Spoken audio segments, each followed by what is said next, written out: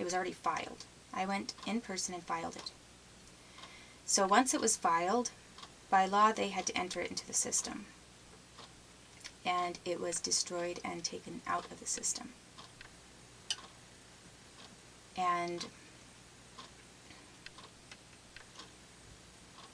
after that happened, it was right about that time I was just about to find out that that had happened to the change of venue motion, because I thought that it was still there, when I was in a different area trying to get medical care to show my damages.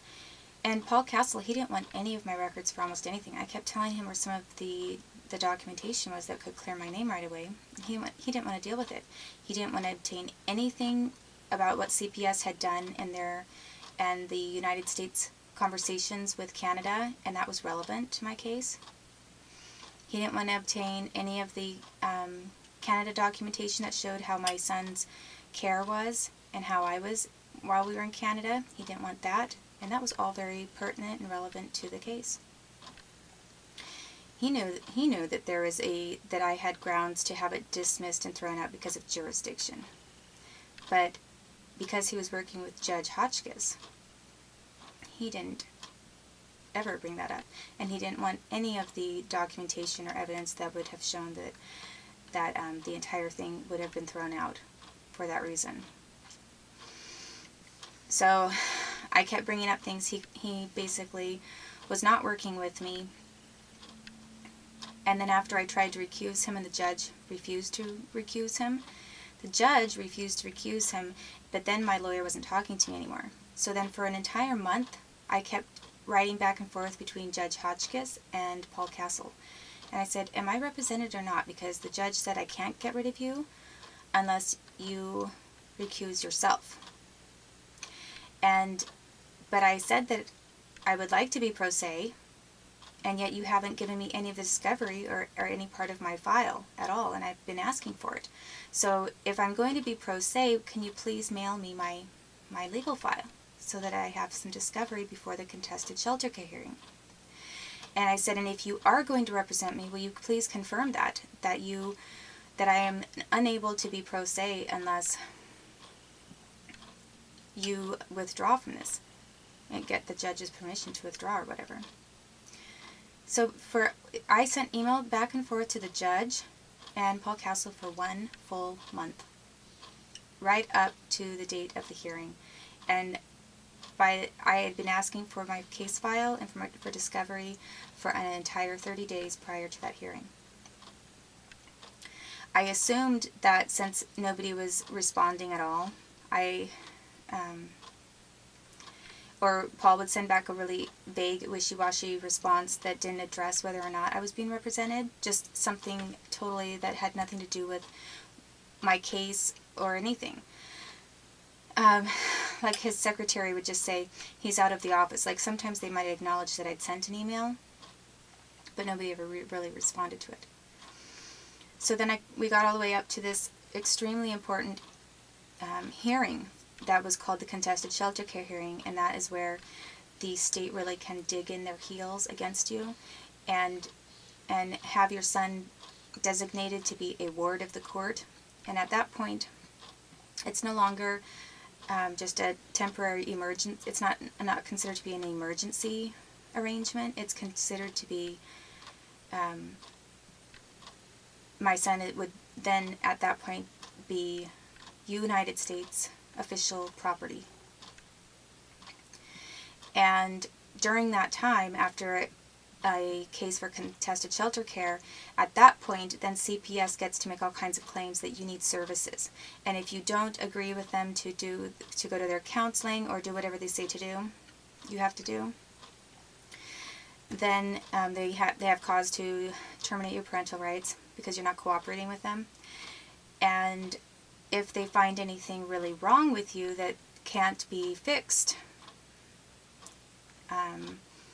like there's just an impossibility of it being fixed for some reason, then they can take your child away from you. But the mother's rights are supposed to be very strong in the state of Washington.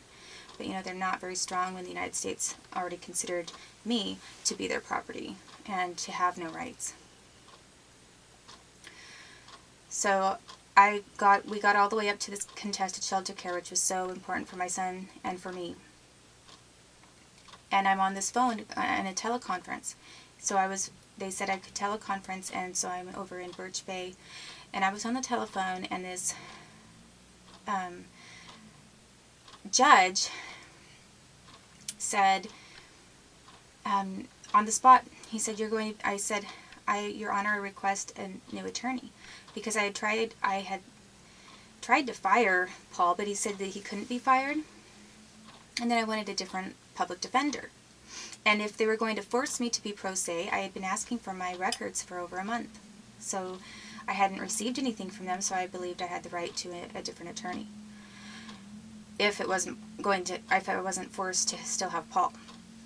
So we get into this teleconference, and Dennis, I think he just needs to be called Dennis from now on, because he really doesn't deserve any kind of a title of honorable or even judge.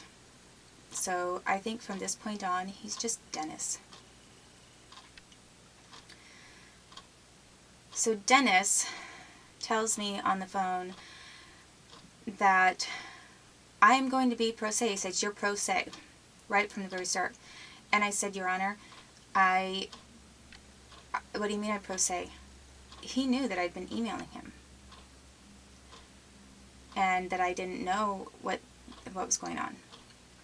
And I said, and he said, "You're pro se." And I said, "Well, I want an attorney.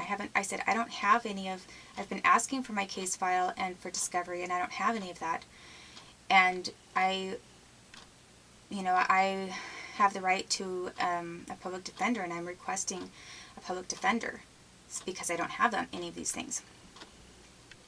And a continuance, of a little time to at least to either get the documentation or have a different public defender assigned. So this judge knew for an entire month, and so did my public defender, Paul Castle. And he said, "No, I'm not going to give you another public defender." He said, "You're pro se right now." And I said again, "Your Honor, I have no discovery. I've been asking Paul Castle to give me the file for 30 days, and he just cut me off." And I said, "I object. I want a public defender." And then he cut me off again, and I said, "I object." I said, "I need a public defender." All of a sudden, click, he hung up on me. And it was only maybe, this entire conversation took about 5 minutes from the time that the courthouse answered my phone call and connected me to the courthouse. It was no more than 5 minutes, and I'm positive about that. I mean, within 5 minutes, he hung up the phone on me, and I didn't swear, I wasn't yelling, I did nothing to deserve being hung up on, after being told I am going to be pro se. So, I called again, because I actually was so shocked. So shocked, first of all, that he was saying that I was pro se, that he would do that when he had all these emails from me and knew that I didn't know what was going on. And then I was so shocked that this phone line just got dropped. So I called back and I said, "Did the judge just hang up on me, or maybe I got disconnected?" And his secretary said, "He hung up on you." I remember exactly how she said it. She said it just like that. And I said, with a very satisfied tone. And I said, "Well, could you please connect me again?" And she said, "I will send an email to the judge and see if he will allow that." So I heard her typing, and I was on hold, waited for her to send the email, and then she got an email back, and she said, "I just got the email back." He said, "No, we are proceeding without Ms. Garrett." So then this Dennis has an entire, huge, important hearing regarding parental rights without the parent, without any defense, without giving me any opportunity to have my discovery in place. He broke every law that there is to break in procedure, and he committed felonies, because when I checked, at that point I kept asking for my case file. And when I called over the phone to ask whatever happened to the change of venue, hearing again, because they kept saying that there wasn't going to be a hearing and it was pending, but nobody told me that my motion was gone from the record. So up until the contested shelter care hearing, it was there in the file somewhere, but nobody was processing it. After the contested shelter care hearing, where he hung up on me, that my motion for change of venue was no longer in the case record. And they said it was nowhere on the docket and nowhere in the file. So when this happened, when she said, he said the hearing is proceeding without you, I felt my heart in my throat, and I think that was a huge shock to me. He had broken this judge who gets,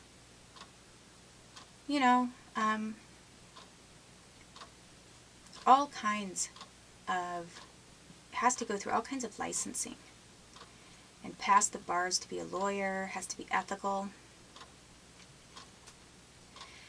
and then gets elected to be judge and receives their appointment. They're sworn to uphold the law. They're sworn to obey the law. This is a judge of the United States. I mean, he's not a U.S. judge as in a federal judge, but he's still getting a check that's coming from the state, and that the state gets that money from the federal government. And here he is breaking every rule and just saying, oh, we're just going to proceed without you. Kind of like they just decided to, well, we're just going to throw her in jail in Canada because this is how we're going to get her son. And we're just going to kidnap her son. So there were no laws. This is like completely lawless. Everything that the United States has done to me and everything that Washington State did to me in that situation was outside of the law. They broke every law that there is to break.